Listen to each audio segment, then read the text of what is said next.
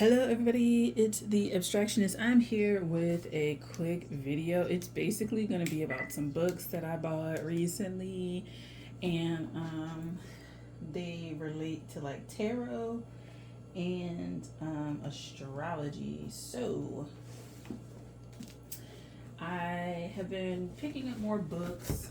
We're clearing out the house, stuff like that, family wise. So we have a little bit more space because we're clearing out a lot of stuff. And yeah. So I decided to get some books. I am shifting and growing. My interests are growing as far as my massage and all this kind of stuff. So I decided to also deepen workings with tarot. So I've just started picking up some more books. So I have two books that I'm going to show you, and one is astrology, one is tarot. So let's start with the astrology one. The tarot one is interesting, but the astrology one probably be a little bit more. I think this person, okay, that's what I thought, had like a tarot deck or something like that. Okay, so astrology of the shadow self, working with oppositions in your natal chart. Kind of funny because my chart is nothing but oppositions. Like my Mars is opposing my Saturn, my Venus is opposed my Pluto, my Mercury is opposing Neptune, conjunct Uranus. Just so many like oppositions, actual oppositions in my chart as far as positions, and then just a lot of opposing, feeling like a lot of opposing energy in my life. So this is who it's by Maja Dalst. I don't know. I don't fucking know. I'm not a reader of that. But essentially, I'll read it. So, in this practical guide to shadow astrology, Maja, hopefully I pronounced that right, explains how to determine the shadow polarities of your natal chart and explore the hidden wisdom and challenges of the oppositional identity within. She shows how finding your shadow planets is easy. They are the opposite sign of the planet in your birth chart. For example, someone with a sun in Libra will have their shadow sun in Aries. As she explains how, just like the traditional planets of astrology, each shadow planet governs a specific area of human activity. Venus shadows speak of tainted love, while Mercury shadows reveal challenges of the mind. Providing vivid examples, the author details the meaning of each shadow counterpart for every astrological sign and the planet that appears in a traditional astrological chart, and explains how to interpret and work with their challenges. In addition to chart interpretation, the author explores the history of this astrological method, including its roots in ancient Egypt, ancient Greece, and the Western magic tradition. She looks at the alchemical nature and subconscious influences of the dark side of the human mind and the shadow work methods necessary for bringing the oppositional self into awareness for personal growth and conscious evolution. So, that is the book explanation. So, this is what it looks like. The cover. So she does have some decks. So she has the decks that she has. I feel like there was a deck. Oh, there it is. The White Witch Tarot. There we go. I was like, I know there's a deck because this art is reminiscent of the deck. So, okay. There we go. So, it's a pretty hefty book.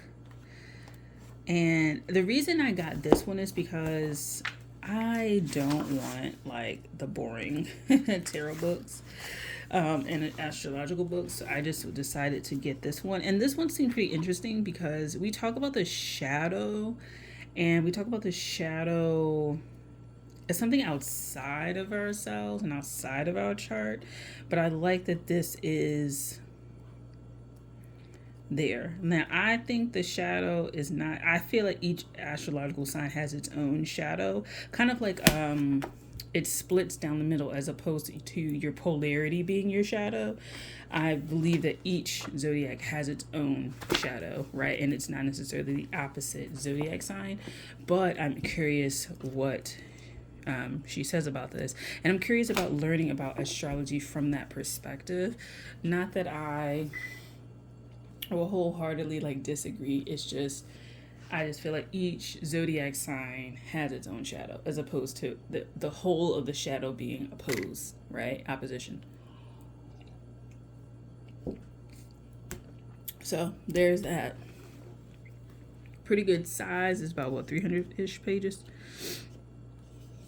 Yeah, like 330 pages. So Scott, how many chapters?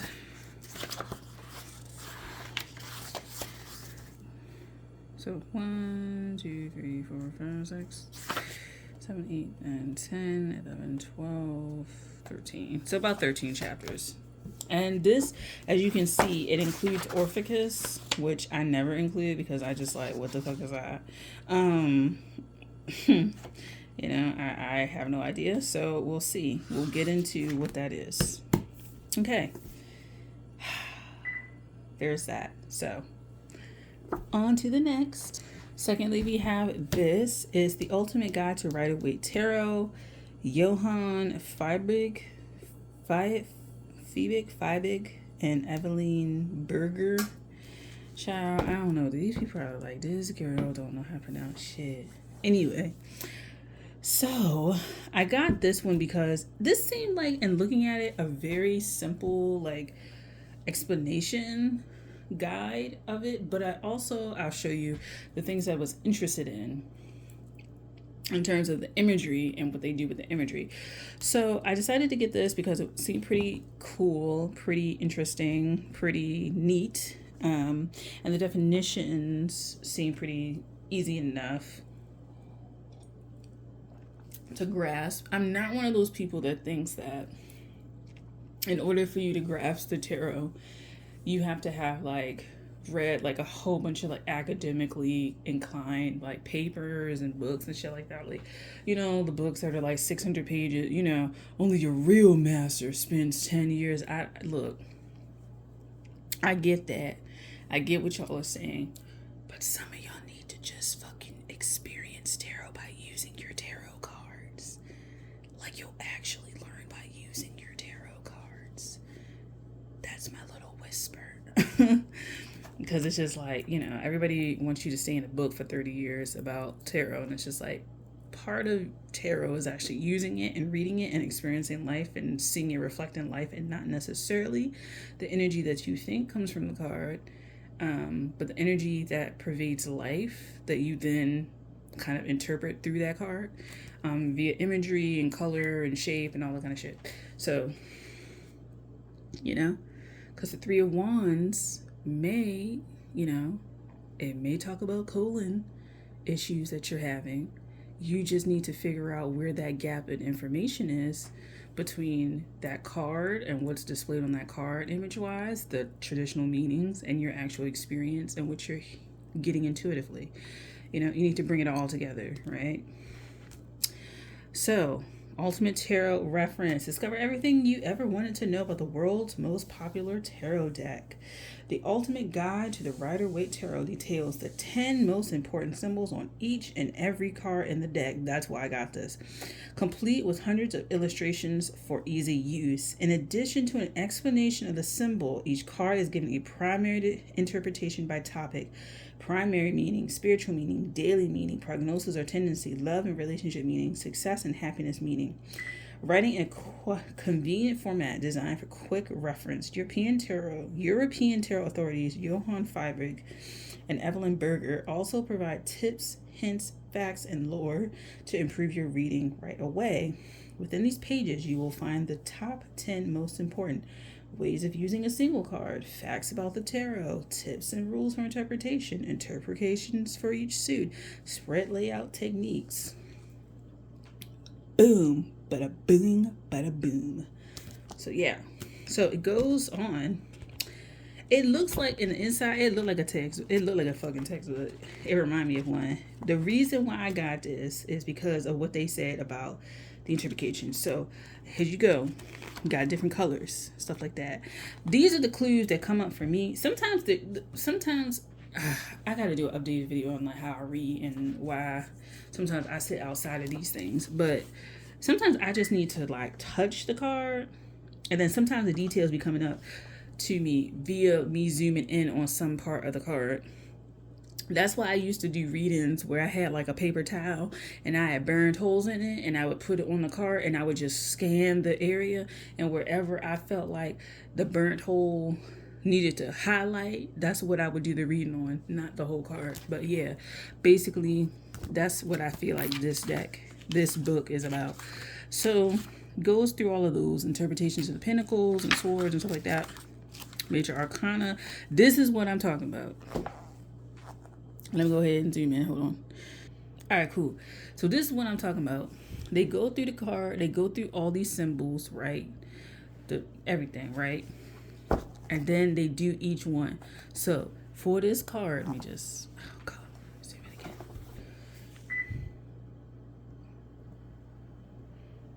All right, for this card, you see 1, 2, 3, 4, 5, like 6 things or whatever, right? Okay.